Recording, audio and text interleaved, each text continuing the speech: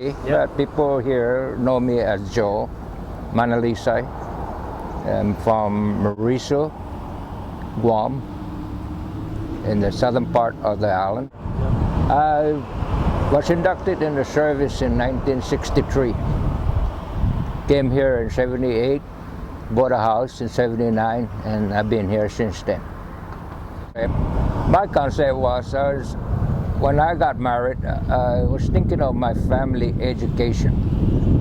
When I first got married, I got a kid at 1966, so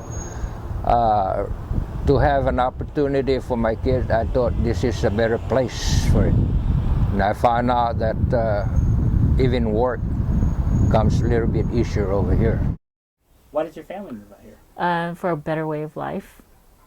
Did your dad get He was in the federal government shipyard over there in Guam, and SRF is what it's called, and then he got TDY'd out here and liked it so much. Plus his sister was out here with her family, so he just made it a move to come out here to Washington State.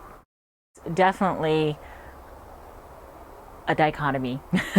It's so much so that you gotta assimilate, but at the same time stay firm with your cultures. Your culture is what's going to guide you. The culture and the people have come to Washington State, and they've made it their home. This is a home away from home. In general, we are all one, and one helps the other. Take for instance, Spanaway people. They do have their own wine club, a Guam club, but when they have their function, we help them, vice versa, they help us. So, and I think we're a very close community here in general. I believe it has to do with how we were raised.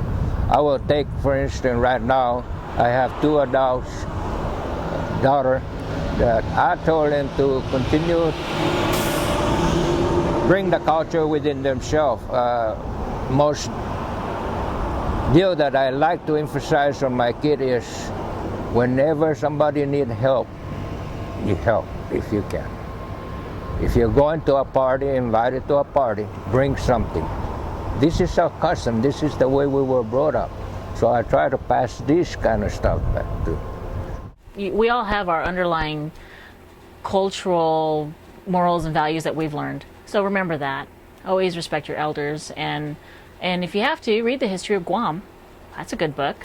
Learn about your culture. And just today I was wondering how to make kudu.